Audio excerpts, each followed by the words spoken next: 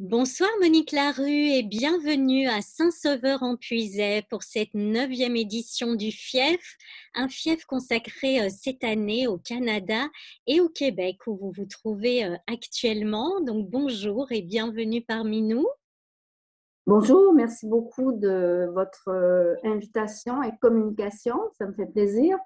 Ah ben, nous aussi, et justement, on va parler ensemble de votre livre La leçon de Jérusalem aux éditions Boréal, où vous écrivez que la littérature a providentiellement été le facteur principal de votre survie psychologique. Elle a véritablement donné forme à votre vie. Pourquoi? Écoutez, je crois que comme pour la plupart des écrivains, parce que dans mon enfance, le problème de la vérité, le problème du langage s'est posé plus particulièrement. Le problème de la communication s'est posé et non pas le problème du monde ou le problème des choses pratiques ou le problème du visible, par exemple. Et j'ai été très, très tôt dans ma vie intéressée et happée par le verbal, la verbalité de la vie. Vous dites qu'elle a donné une forme particulière à votre vie, laquelle? Eh bien, elle a donné son sens au sens de sa direction à ma vie. J'étais d'abord lectrice et puis ensuite j'étais philosophe. Je suis passée de la philosophie à la littérature et je suis revenue à la philosophie. Mais donc, dans tout cela, il y a toujours eu une suite, un enchaînement qui s'est produit assez naturellement euh, parce que j'ai toujours eu une activité de cet ordre-là. Et donc, je crois que c'est toujours une activité seconde quoi, par rapport à la simple vie. C'est une réflexion qui s'impose pour des raisons psychologiques très, très, très, très profondes, puisqu'elles sont les premières de notre vie. Ce qui est primal dans notre vie aussi, et vous le rappelez, dès les grottes déjà, il y avait cette possibilité de raconter qui fonde la vie humaine, comme vous l'écrivez, parce que raconter consiste à chercher et à conférer du sens à la vie. Pourquoi est-ce qu'on a tellement besoin de l'imaginaire pour justement affronter la vie, voire même la transformer par moments? Eh bien, je pense parce que la vérité que l'on cherche dans la vie, le sens, mais on peut l'appeler aussi la vérité, n'est jamais dégagé, n'est jamais rationnel, n'est jamais dégagé de l'imaginaire, n'est jamais dégagé de la fiction. On passe notre vie à rétablir ces niveaux et à aller de l'un à l'autre. On ne peut pas, même dans les spéculations les plus abstraites, on se laisse toujours, on n'est pas dans le réel, on n'est pas dans la réalité brute.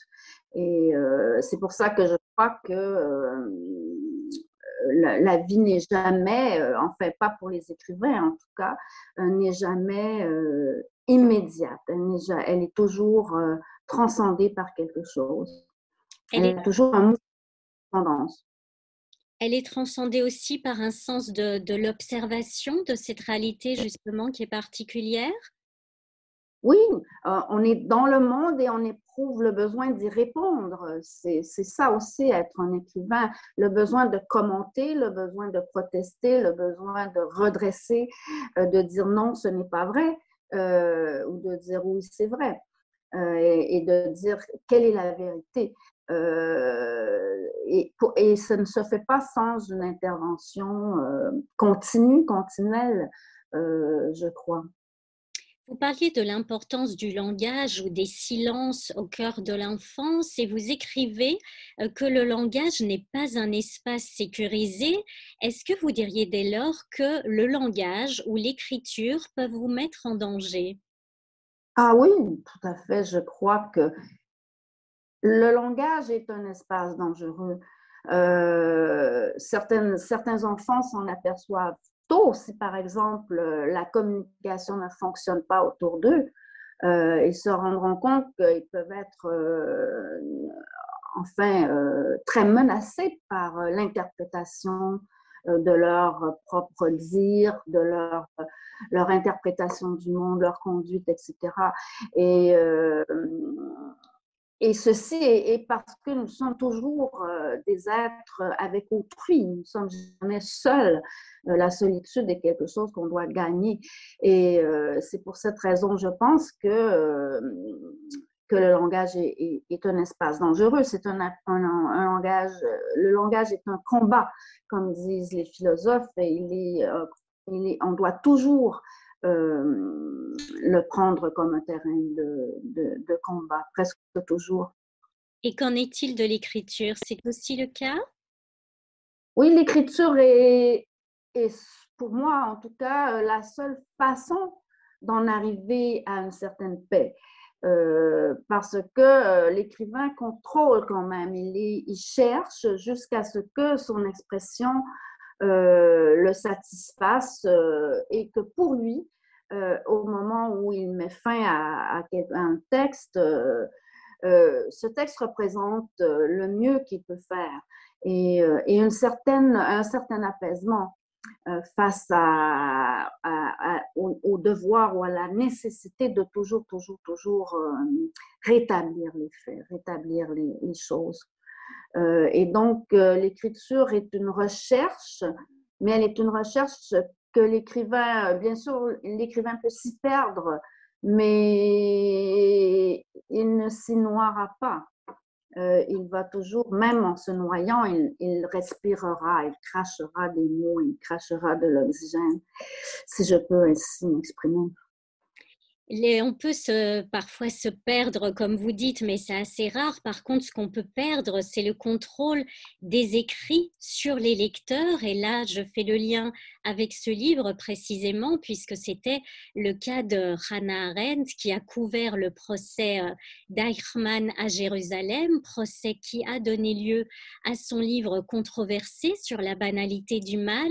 Pourquoi est-ce que ce texte a été tellement controversé? Tellement mal reçu, mal Eh bien, interprété. bon, dans le cas d'Anna Arendt, évidemment, je crois que ce sont les circonstances historiques, l'immense traumatisme laissé par la Shoah et la Deuxième Guerre mondiale ne pouvait plus laisser place à une communication de type journalistique et le moindre mot était blessant. Donc, dans ce cas, je crois que c'était impossible d'une certaine manière d'arriver à une certaine pacification à l'époque où le texte a été écrit. Mais je crois que le problème de l'écriture est toujours, et de l'art est toujours qu'il existe une subjectivité du lecteur et une subjectivité de l'auteur et que la subjectivité du lecteur ne peut pas toujours être prévue par l'auteur. Parce que l'écriture n'est pas une communication comme ce que nous faisons maintenant, où nous essayons de nous comprendre. L'écriture est un travail solitaire avec les mots. Comme lorsqu'on lance une balle, la balle peut s'en aller et frapper quelqu'un d'une manière qu'on n'avait pas prévue. Et c'est là aussi un des dangers de l'écriture, des difficultés de l'écriture, mais un des risques et aussi une de ses fécondités. Sinon, il n'y aurait pas de liberté d'expression, justement. Et cette histoire-là d'Hannah Arendt, vous l'avez découverte au cœur d'un film. Pourquoi est-ce que ça vous a tellement frappé? Pourquoi est-ce que c'est cela qui a suscité l'écriture de ce livre? Ben, écoutez, je l'explique dans le livre parce qu'au même moment, enfin, à la même époque ou à peu près, a commencé dans le monde, je crois, et en tout cas au Québec, un mouvement que l'on voit maintenant encore beaucoup plus prononcé. C'était le tout début de ce mouvement où l'on se mettait à pouvoir interpréter le discours et à pouvoir accuser sans vergogne, je dirais, quelqu'un d'être raciste, par exemple. Le mot raciste, c'était banalisé, comme dirait Hannah Arendt, peut-être. Et il a été bon, et ça m'est arrivé, ça m'est arrivé. Au moment où ça m'est arrivé, ce n'était pas arrivé si souvent. Et cela m'a beaucoup troublée, bien sûr. Et ce qui m'a troublée encore plus, c'est l'être avec autrui, si vous voulez, le monde dans lequel on vit, où tout à coup, on se rend compte que personne ne va vouloir aller vraiment au fond des choses et que vous allez rester comme ça en suspension, objet des autres, etc. Et c'est pour cela que quand j'ai vu le film de Margaret Evan Trotta sur Hannah Arendt, j'étais très touchée. Bon, j'aime beaucoup Hannah Arendt, je l'ai toujours beaucoup aimée, mais de l'avoir représentée comme ça dans ce film, ça m'a touchée. Et je me suis identifiée à cette histoire aussi. Vous écrivez qu'être né après la Shoah devrait motiver l'être humain à transmettre notamment une responsabilité face à la vérité. La vérité est un mot que vous avez prononcé à plusieurs reprises. Quelle vérité est-ce que vous essayez de transmettre à travers vos romans ou à travers vos essais? Mais je dirais qu'on a toujours un seul sujet. Et moi, le sujet qui est le mien, je le réalise maintenant, peut-être seulement parce que j'ai fait tout un trajet.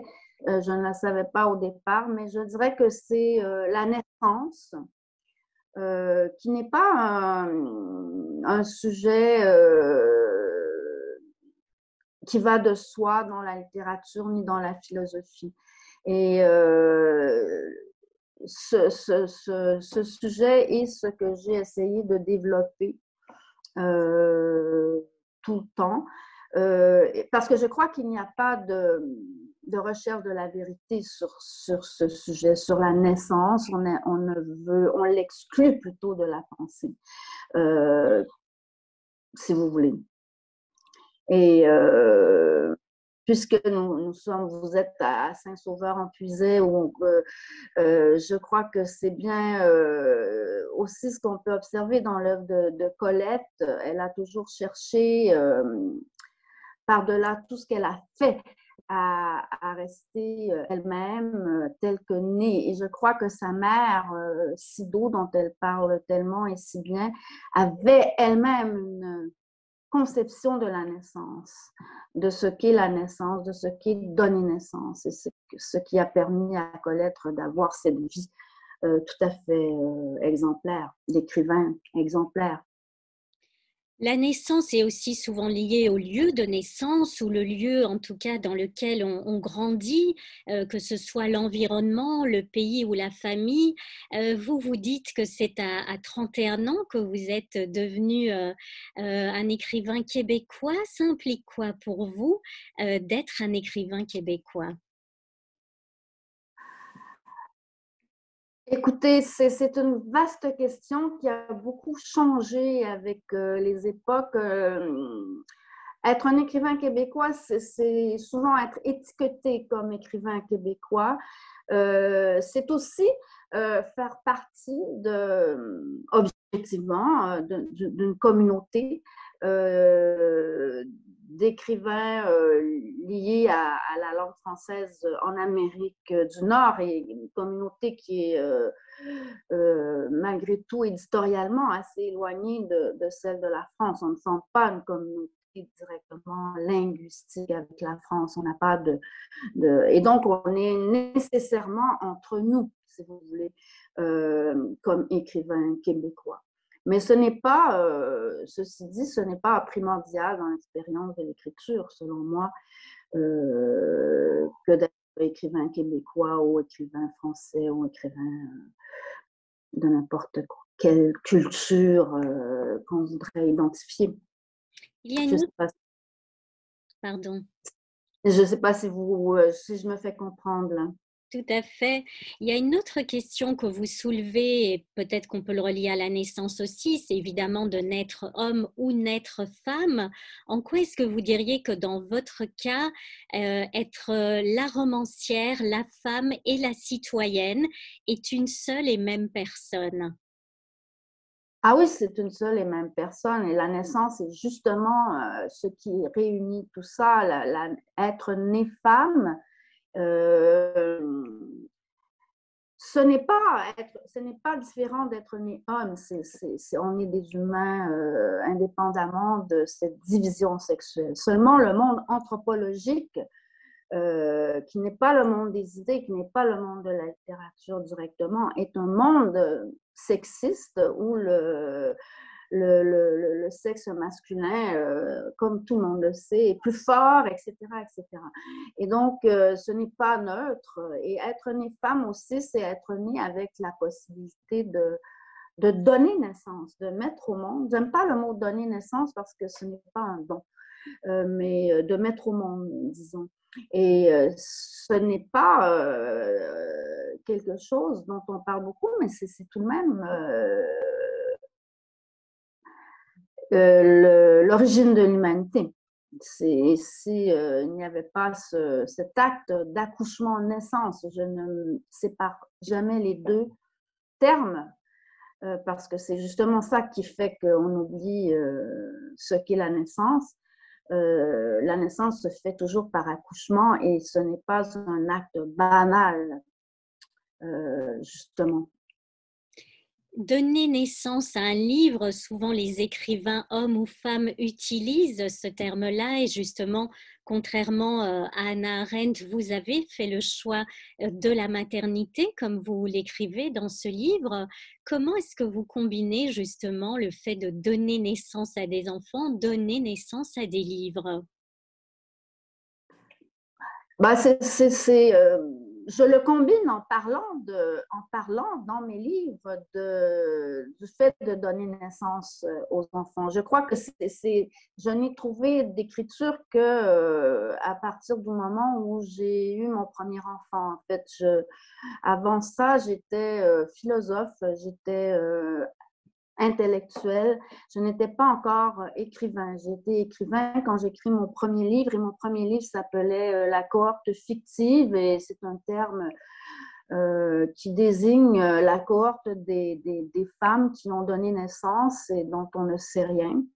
Et c'est comme ça que j'ai commencé à écrire et je pense que dans tous mes livres, cette question existe et existera. Donc, je suis née donc femme pour écrire sur ce dont les femmes n'ont pas eu l'occasion de parler encore et dont elles n'ont pas l'occasion de parler par tout au monde. Hein. Si au moment où on se parle, vous savez comme moi que des milliers de femmes sont sans langage, sans écriture et même sans visage.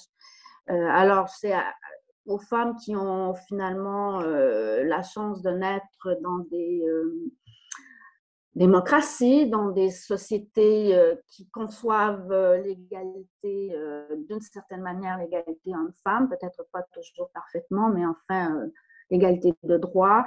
C'est à nous à dire ce que les femmes font et que ce n'est pas rien. Ce n'est pas, ce n'est pas d'ordre animal, ce n'est pas d'ordre biologique, c'est d'ordre humain.